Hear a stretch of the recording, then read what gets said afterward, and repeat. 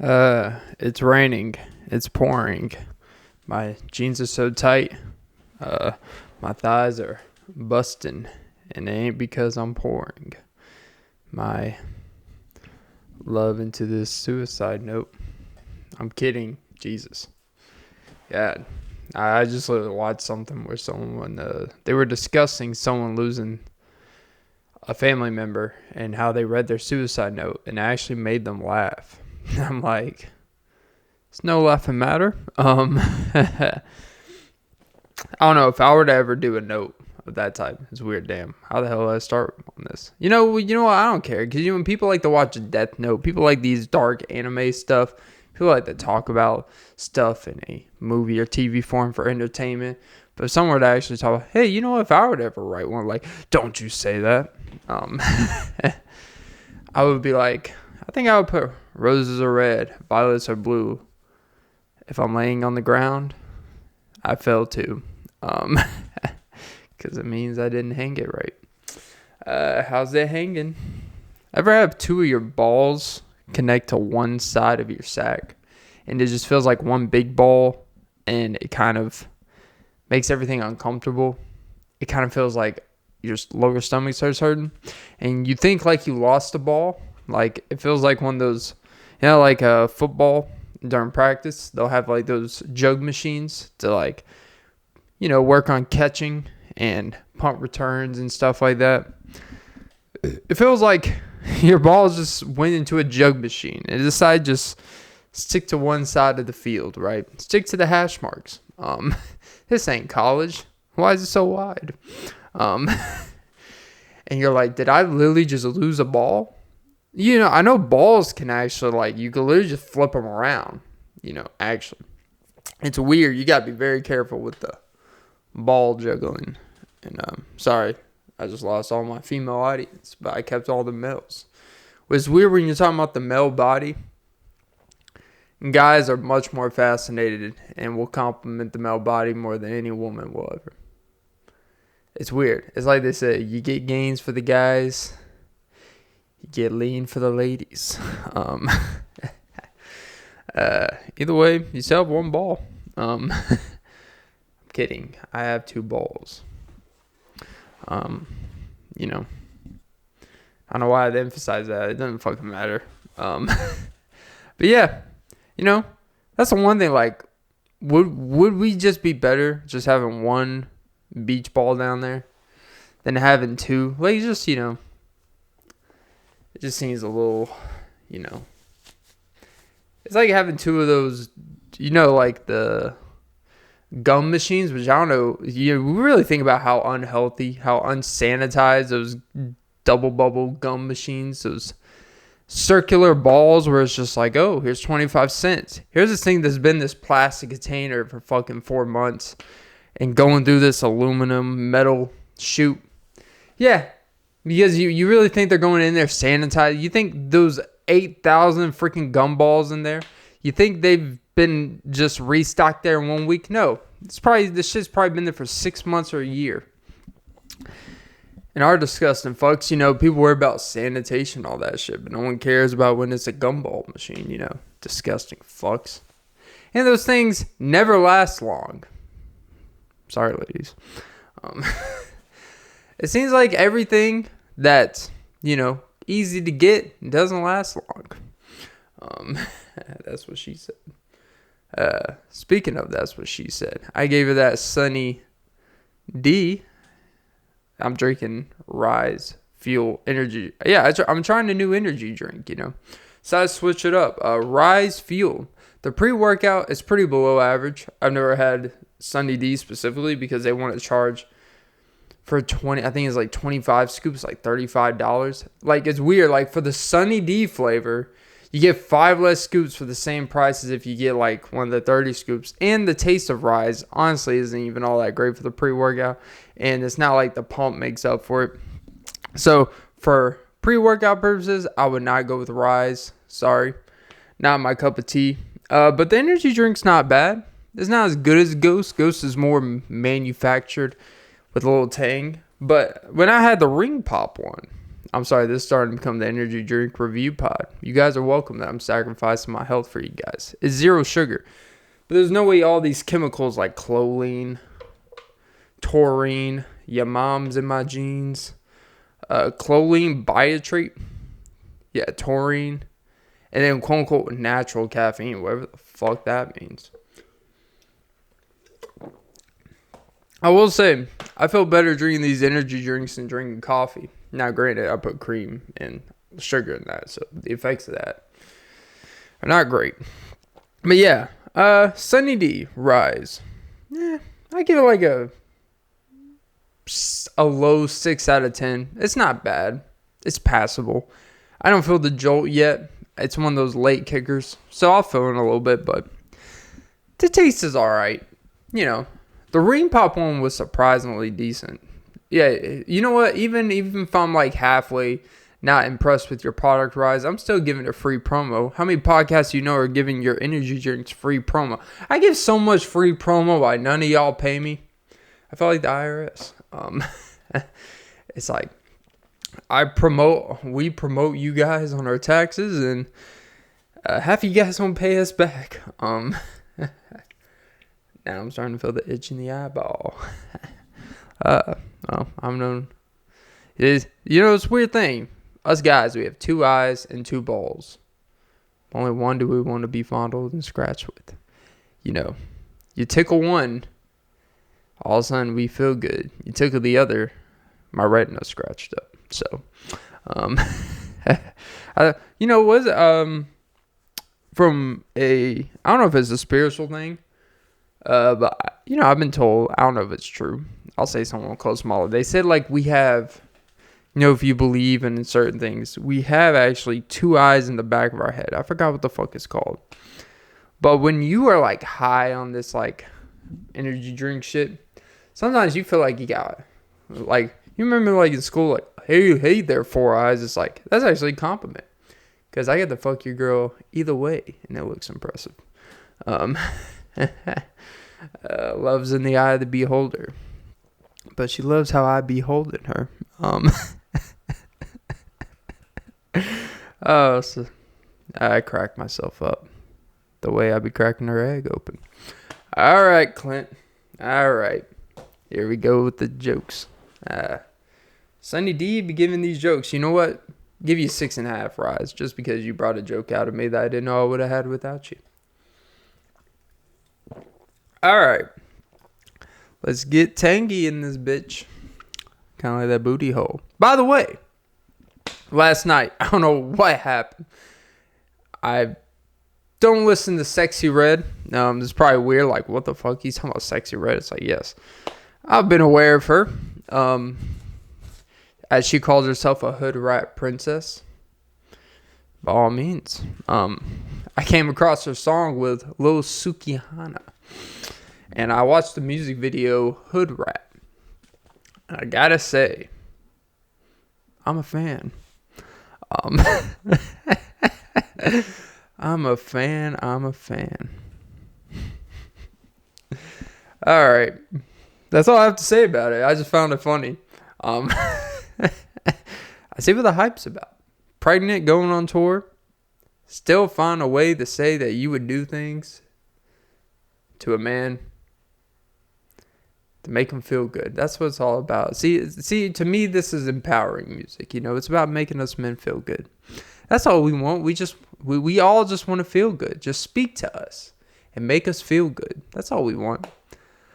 Oh no, they're tearing down, you know, woman empowerment. It's like, I don't know, man. You know, we say as men, we want women to, you know, empower us to, you know, make us feel good, not cause us stress. Well, the things she was describing in that video would really take off a lot of stress on a man. So I'm just saying, I think they're very empowering and very influential women, you know. But yeah, to the youth. All right, let's start the pod. All right, guys, welcome to episode 253 of the Often Be Podcast with Clint Nelson. I'm your host, Clint Nelson. Don't forget to like, follow, comment, subscribe, hit the notification bell. Most important, ladies and gentlemen, don't forget to suck some titties. Yeah. Recording this on January 12th. The big old 1/12/24. Damn. 12 times 2 equals 24. I don't know. I thought I was going to come with some great connection there with the 1, but I just couldn't. Recording this on January 12th, 2024 for the archives. That part is very important. I am on a roll of this recording every goddamn day. I don't know if it's a good thing or a bad thing, but it's creating good habits. It holds you accountable. Makes you feel high in life, even when you're 5 episodes ahead of what you've actually posted online. And, people have some opinions about podcasts that pre-record their episodes. And I get if the subject of everything they talk about is literally just about being current with everything. I think it's very dependent on what the person or what the show is. I don't think people will come to this show to hear about my take on the most daily trending news. It's just more about my thoughts on life and everyday things that could be generalized in any day that we could come across. Sometimes I talk about stuff that's going out there, but it's not like I'm not the fucking news. And I get like podcasts like, oh, I guess when podcasters get in drama and it's like, oh, like they make a joke about 2 bears, 1 cave or any YMH studio, which by the way, Dr. Drew is leaving YMH, your mom's house. I feel like Dr. Drew has left your mom's house a few times. And it wasn't even after dark. It was before, during, and after. Yeah. But I don't know. How can it be? Is there a before, during, and after? Like, when is that fine line of it's before and during? Because once it's light out, that's technically before. Or is it just whenever you... I don't know. I don't know where I'm going with that. But yeah. There's a thing about... especially with these big companies. When you run a big... like when you run a big... I guess in this instance, they run a media company. Podcasting specifically. But basically content creation. Which I hate that term. I'm a content creator. It's like... you just sing over songs that are already made and you get 300,000 views on TikTok or YouTube Reels. Like, you're not really creating. You were literally just copying someone and putting your face on it just so you can quote unquote trademark it, which is kind of a weird thing. It's weird how that's actually allowed to be considered content profitable creator, but you know what, that's the game. It is what it is. But there's these big media companies like YMH that within the podcast, people that really like keep up to date with like podcasts and all that stuff, which is something I'm kind of obsessed with. You pay attention to all these things because you need to, like, when you get to that, when you work yourself to that point where you have that thing or have something even close to it, where you have a business that multiple people work in, and that it's not just you that's creating for it, These are things you gotta watch out for. Like, what's the fine line between trying to put balancing your priorities of your schedule of your everyday life. Now, these people, their main thing is quote unquote stand-up comedy and touring. So like the podcast and something they do in their home and all that stuff, spend time doing. It's a job because the amount of time they do it, right? To an extent. Like some of them do like 2 podcasts a week, but they'll be 2.5 to 3 hours. But granted, they have a production team doing the editing and all that shit. But, there may be some preparation and stuff. So, they spend time doing it. Plus, a lot of them have family, have kids. So, people criticize the fact that they're pre-recording episodes. But it's like, people got lives, believe it or not. And I understand not pre-recording a month, 2 months in advance. But, like, a couple weeks, a lot of people just need to get over it. It's like... you're not really listening because you want to hear their take on the most current subject matter in the world and politics. It's not why you go to these shows. These aren't news networks. This isn't the daily news podcast, but up to date. It's not like if it was USA Today podcast, right? And every day they do a 40-minute show, keeping up to date about whatever. And they're like, oh yeah. And then they posted and they recorded some 2 months ago talking about Israel and Palestine and all that stuff. And they're like, just get into it today. Like, that's a whole different thing. Like these people are just talking about entertainment. It's just entertainment at the end of the day.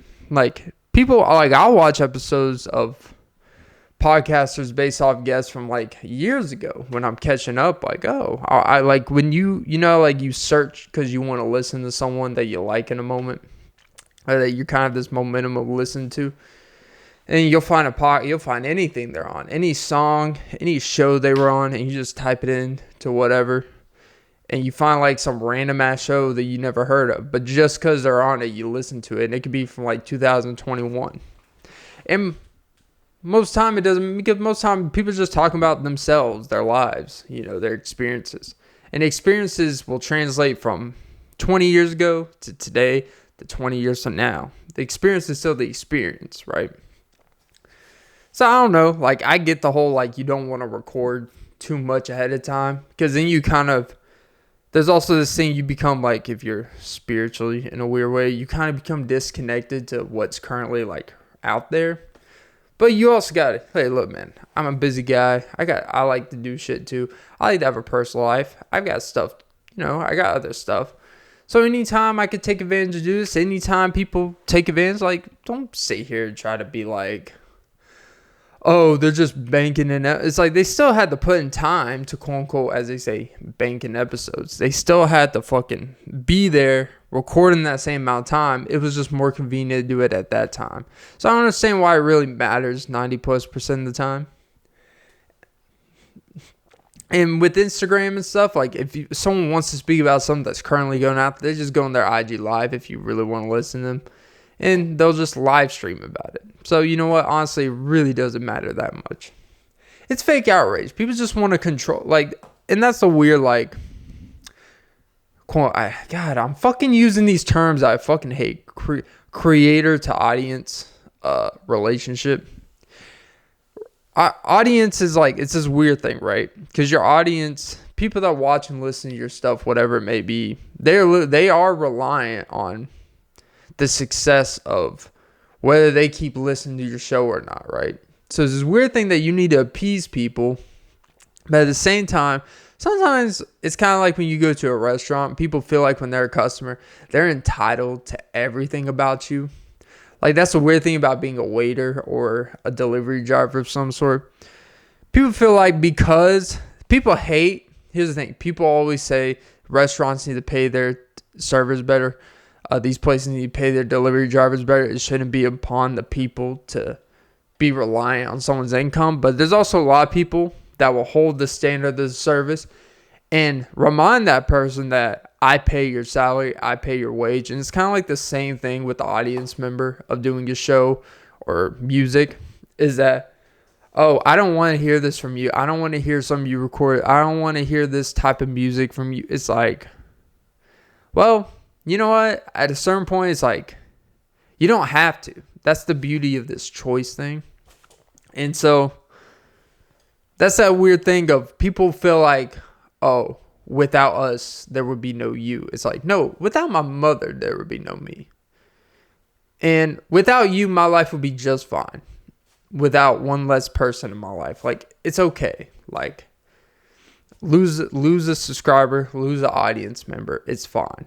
And I haven't. I'm just saying, That's so weird. I just hate when people feel like they're entitled to how you need to operate. It's like, if people are putting out stuff consistently for you that you consume of them, why are you complaining? If you don't like the stuff they talk about or the style of the show, what it's turned into, then don't watch. Don't listen. And my show's not big enough to even have those problems yet. Those are good problems to have. But I'm speaking for these shows that actually do. So I've always found that weird. As I went on a 10-minute tangent about something that's non-existent in my life, but it's very adamant. And I'm very passionate about it, passion. Fruit from miles away.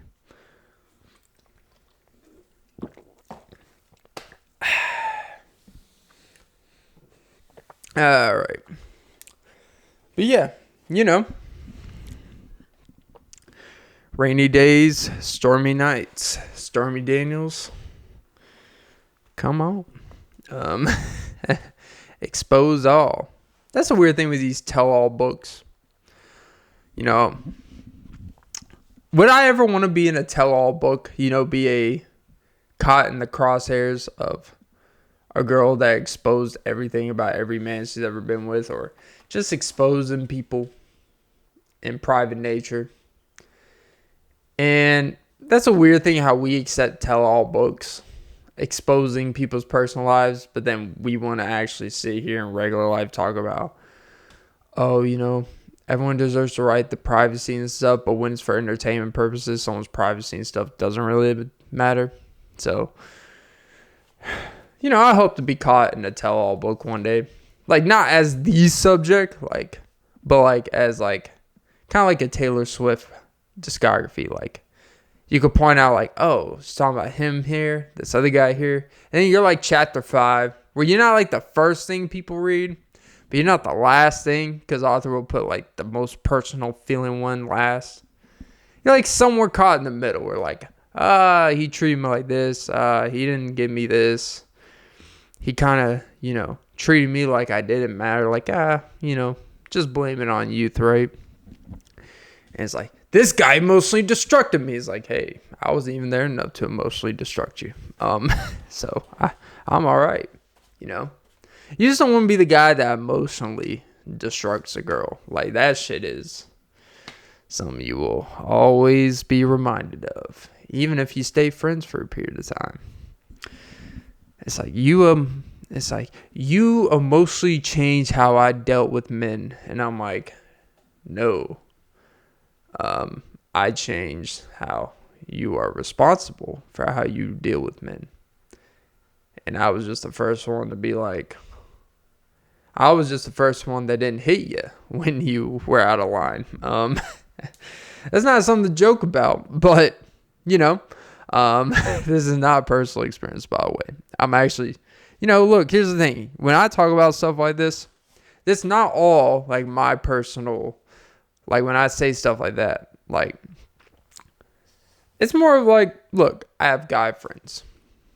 Look, do we hang out all the time? No. But when we sit and talk and we talk about, what the dating scene is like and women in general and our experiences, there's a lot of things that, same with you girls when they talk about guys, you talk about similar stuff. We all talk shit about each other, and then, we all eat each other's poom poom. We all suck each other's wee wees. And by we, you pick whichever one you do. And we complain. The next thing you know, something's in their mouth, and you decide to put your tongue in something, That's just the way it is, We complain about the market. We complain about men. We complain about women. And somehow, we get cold sores the next day in our mouth. Not enough Colgate can get that itch out. They call it canker sores. Probably because you were cankering that sore a-hole. All right. That was not great. All right, Clint. Let me churn your butter pecan squash platoon as I'm doing this pod. But no, look. Shit, what the fuck was I talking about? Oh, yeah. Yeah, look, we all talk shit about each other. I don't know how else to say it, right? And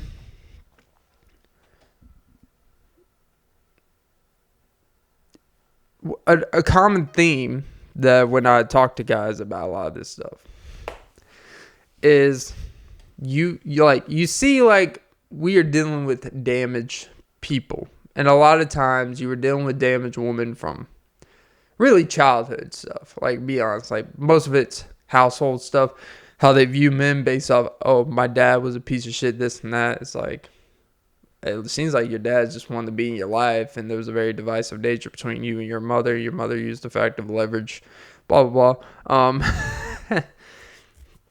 And anytime a guy or someone holds you accountable, it reminds you of your father. And that shit kind of,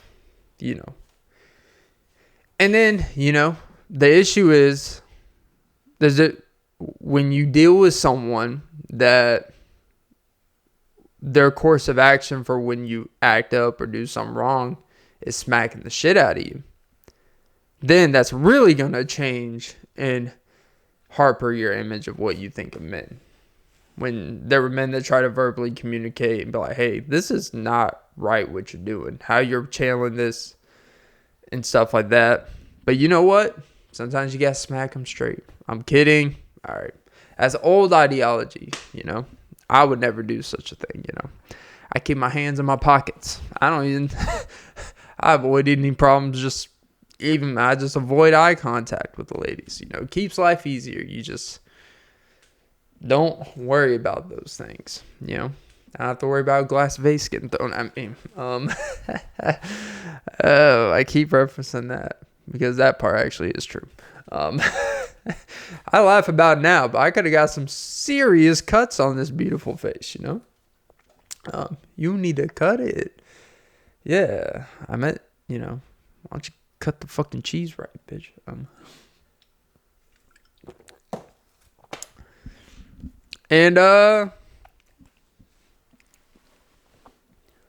We just have this very divisive nature towards each other. The answer to everything is not...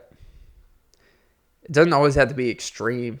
It doesn't always have to be this extreme hate, this extreme flip to love. Sometimes that's where the reason a lot logicability. As I'm trying to talk about logic, I don't even know if logicability is a word, but it sounds good. Bring your logicability ass over here, you dumb hoe. She got beautiful locks though, and she a lock. She a 10. Damn girl, wah. Sexy Red's a win. She got a nice personality too. I like her personality. That's the main thing. She got a nice sense of humor. Gotta love those St. Louis girls.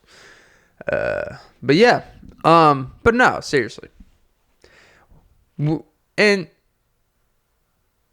what you realize with dealing with people is a lot of things have issues that are way before and above and beyond anything you can, I don't want to say control, but anything that you can really actually be able to move and progress past. Because you can never completely fix things. And that's not your job. But you got to be able to move past stuff. But it takes the individual to move past that. And so when you're talking to a lot of guys these days, there's a lot of self-in-tune issues. And by the time people realize their self-destructive ways and they were incorrectly pointing blame at things that had nothing to do with the person they're with, and it had to do with past stuff or some previous situation with someone, then there typically is too late. They already have a couple kids with a couple people, or they're like 30-something and 40-something and no one wants them, right? They've hit the quote-unquote wall, as they say, and I don't like getting into that hitting the wall stuff with women because, really a lot of that stuff has to do with how you carry yourself, how well you take care of yourself. That matters a whole lot more than some 23-year-old girl that doesn't, not very attractive, doesn't take care of herself, has no personality, than a 30, let's just say like a 41-year-old who has a banging welcome to South Beach body, all natural, maybe has a kid, but was in a committed relationship, stuff didn't work out. You could lie to yourself she has a low body count. She probably doesn't, and that's okay. Because you know what? She makes you feel good. And that's all it's about, as I was talking. Just make me feel good. It's really not that hard. Make me feel good, and I'll be your Dr. Feel Good. By completely letting you sleep. I won't wake you up. I will just let you sleep. That is my way of showing you. Do the same for me. All right? No. But look. And that's the thing, right? It's weird navigating personal relationships with people these days. And I'm so glad I don't have to worry about that, for the time being, because I have a lovely person in my life. And things are great. It just, I know in my previous experiences, I know guys I talk to are still like the stuff you have to deal with just to like get to know someone. And when you're getting a girl's number, there's like 4 other guys she's talking to. Like, that's just the game, And it's not about like being cynical. It's like, it's just how this stuff works, right? We all just want security of some sort. We can't fuck ourselves over and hope that someone acts right. That's just, it's not human nature.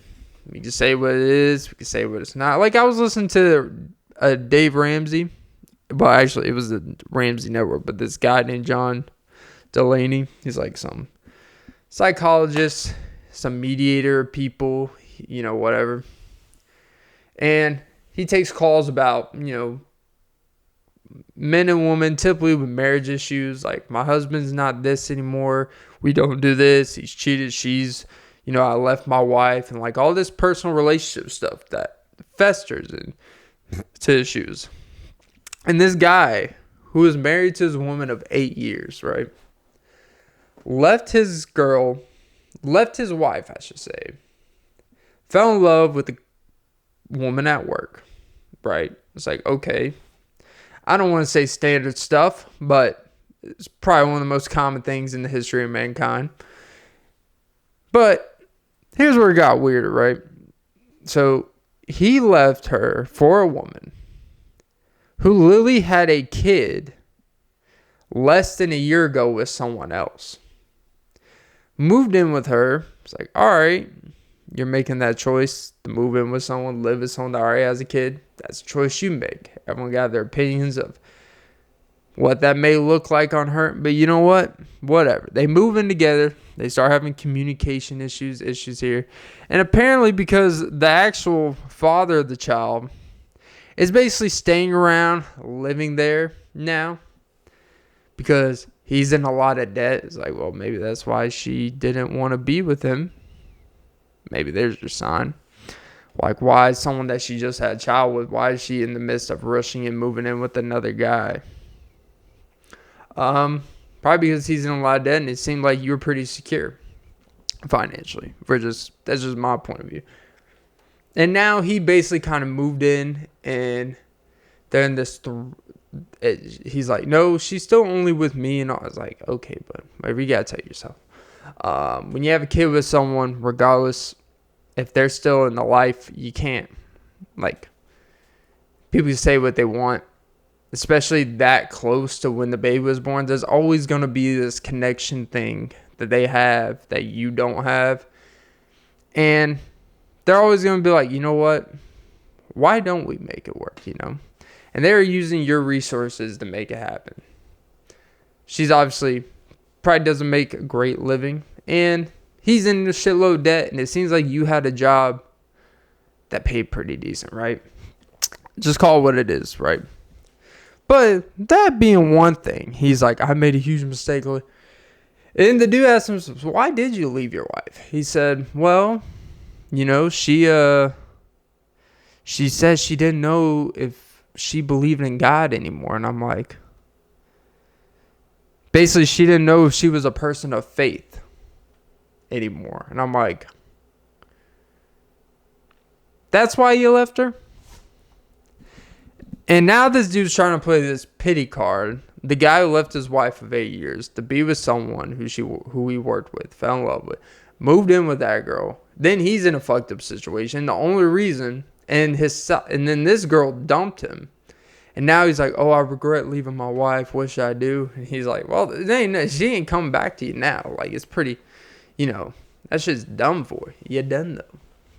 And apparently she also changed her mind of, how many kids she wanted and stuff like that. I was like, yeah, you've been together for 8 years, and if you haven't had kids, you give someone enough time to think about what they want with you, they're probably not going to want it. You know, I'm not saying you should rush in. You should never rush into doing that stuff. But you got to be comfortable with the fact that the longer you wait to have this stuff done, the more time someone's going to be like, you know, do I really want this with this person? If they haven't made action to just impregnate me yet. I'm kidding. But they just haven't made action to show that they are serious about X, Y, and Z. You know? And of course, like if you're depressed and going through some shit, your faith will be questioned.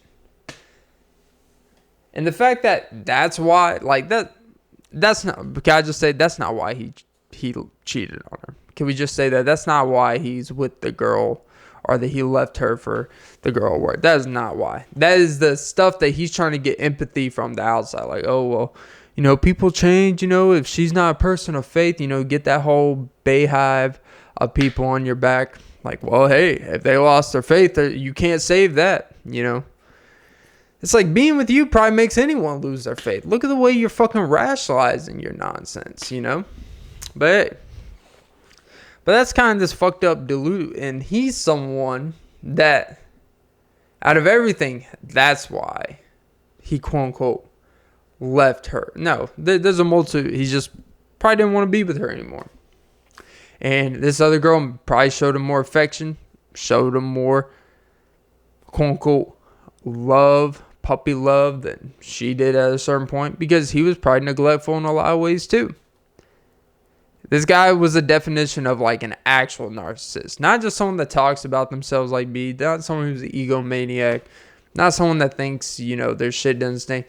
Someone who actually believes that their rationalization for why they left their wife of 8 years and had the audacity to go on a national television radio show and be like, you know, it's just like, you know, that's just but you know what? I'm ready to win her back. And dude's like, win her back? The fuck? No, man. That ship is sell. Like, you made a calculation error.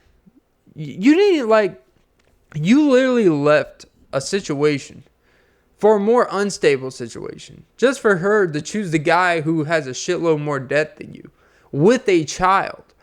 What does that say about you? She chose debt with a child compared to you.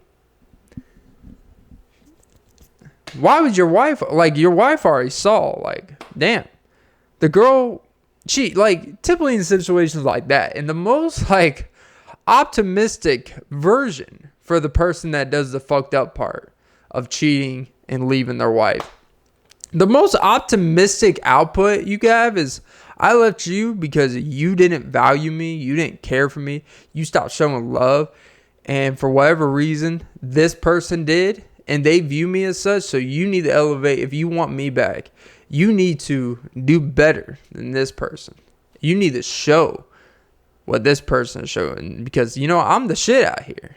You know, I'm a hot commodity. I'm a hot tamale.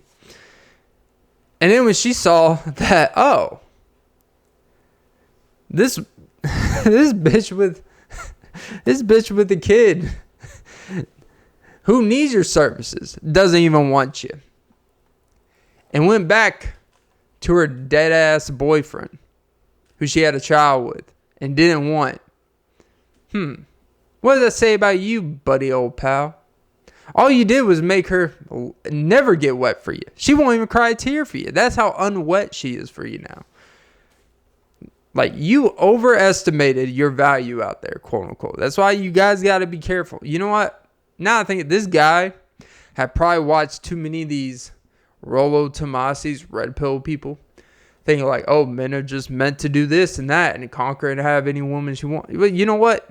You didn't fit that profile. That's where you fucked up. And by the sound of his voice and how he's rationalizing this shit, I'm just going to make a safe assumption. He was not the guy. He was not that guy, pal. He was not the guy that could get away with doing that. All right.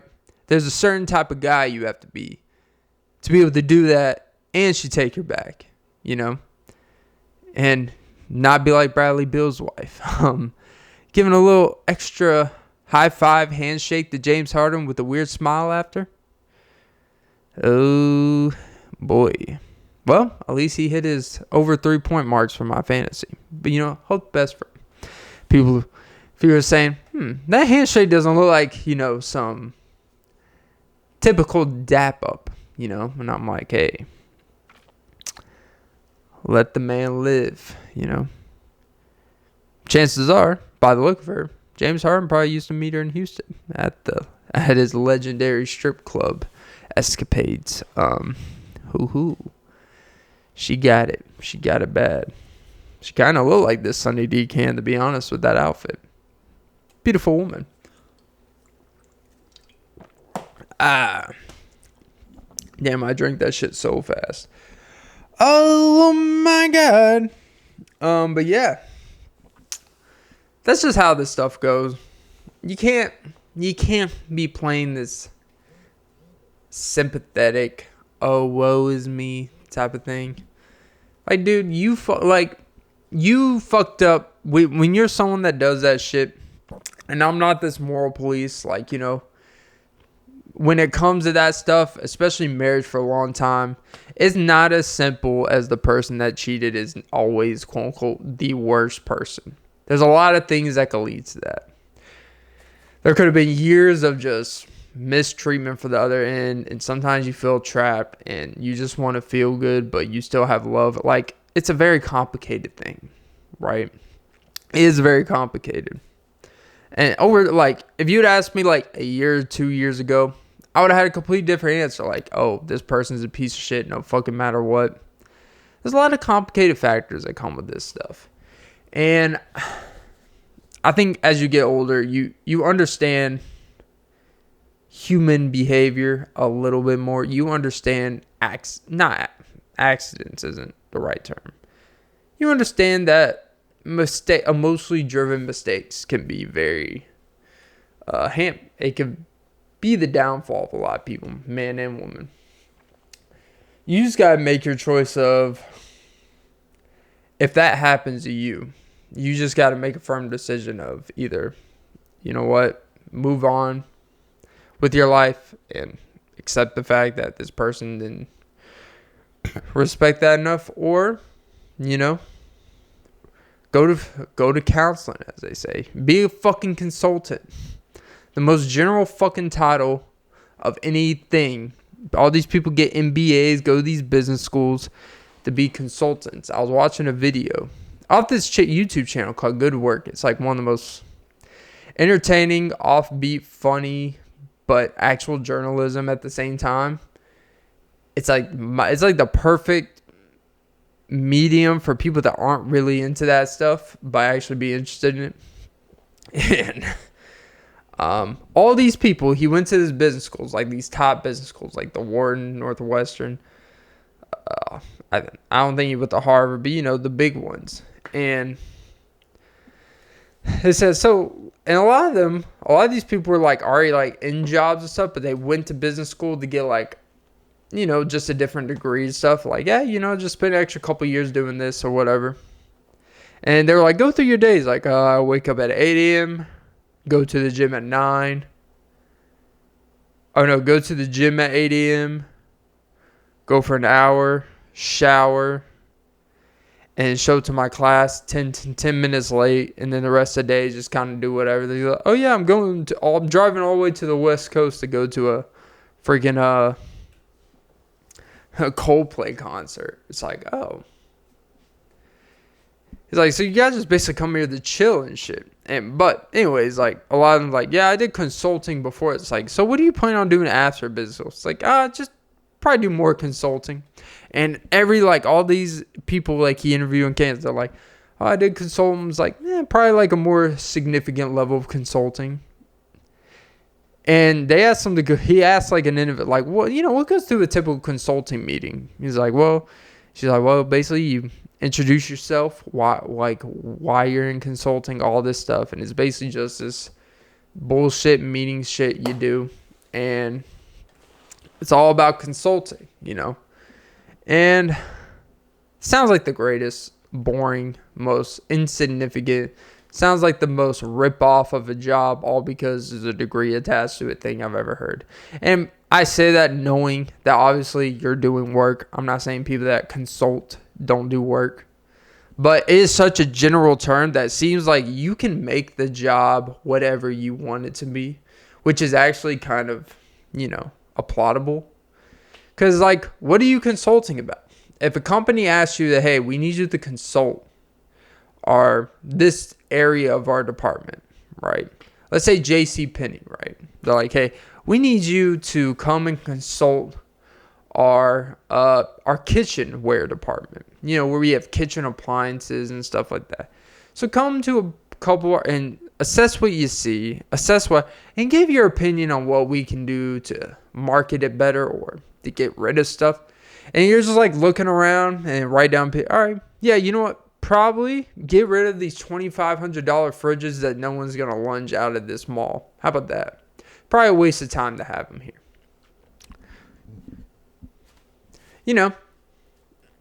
Maybe some more coupons. And you guys should be good to go. And that's your consulting job. You just like, here's some ideas. They pay out. You're just an outsider coming in. God forbid if you just ask some fucking customers that you get free. Basically surveys that they ask all of us customers to spend minutes of our time doing after we just spent 40 minutes in your fucking store. Hey, give us more feedback on what we should do better.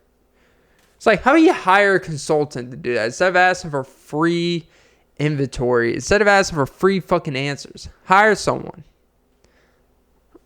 But I guess when not enough people do the surveys, we have to hire a consultant, right? But yeah. Consulting. Give me that nice stretch, girl. You got a nice booty hole. No, that's some consulting I could be a part of. Imagine some girl asking you to consult her OnlyFans page. You'd be like, all right, let me get the pen and paper out. And some wet wipes. Is easy cleaner picker upper. And I'm not talking about Bounty. But like, you know what? I really think you should do more of this side angle, It really makes your crease pop out, I like seeing some brown. I like seeing that, that tan line, like not on the cheek, but like, get a little closer in. Hopefully it's brown from the tan. Some girls like tanning when their butt's out, whatever. Or it could be a different type of brown. And I ain't talking about what brown could do for you, even though it's probably have more fingers in it than a UPS box. All right.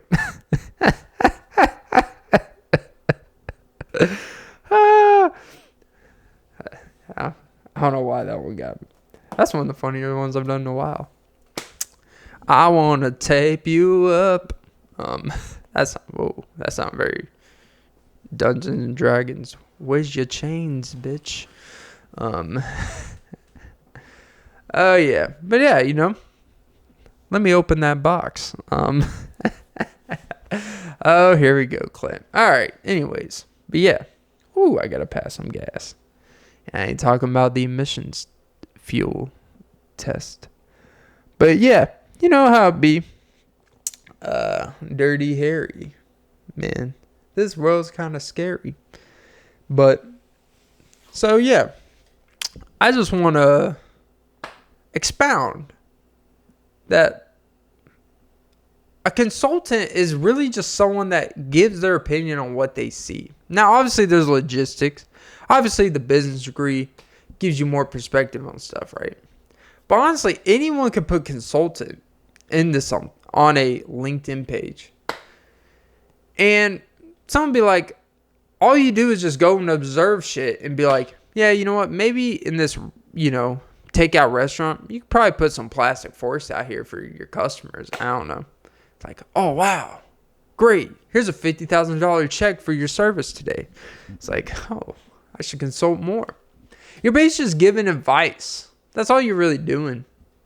And I know you're probably pulling up data and all this, no one gives a fuck shit about. But, just consult, I'm a big consultant. Yeah. But I guess final thoughts of the day, because I've got to take a massive woo. That's how I decide when they're in my pod. Is either when my battery's about to die, if my mouth isn't dry, or something's got to come from inside to out. Sorry to be descriptive, but the world needs to know. But yeah, his final thoughts of the day is some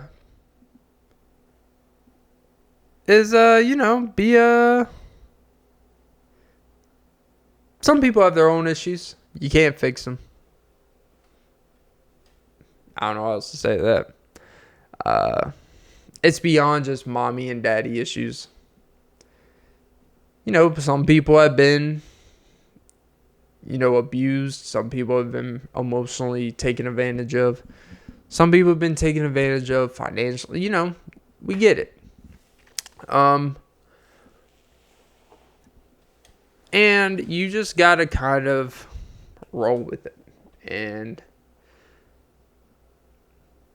stick to what, as a guy or girl, when you see that something's like beyond you and not really you of why they are that way, you gotta make a decision of, is this something I'm willing to deal with, or is this just something I'm good?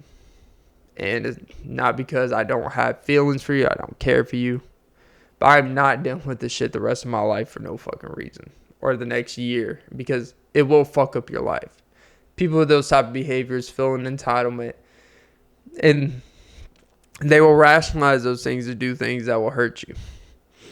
And so yeah, there's your sentimental advice for the day. But yeah, all right, guys, that was episode, guys and ladies. That was episode 253 of the Often Be podcast with Clint Nelson. I'm your host, Clint Nelson. Don't forget to like, follow, comment, subscribe, hit the notification bell. But most important, ladies and gentlemen, don't forget to suck some titties. Yeet, yeet.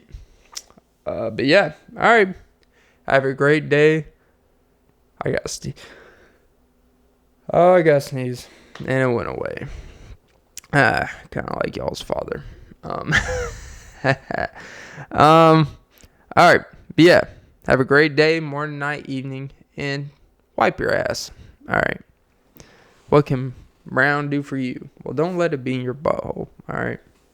Or your underwear streaks. That's where it's disgusting. Because trust me, we can smell it.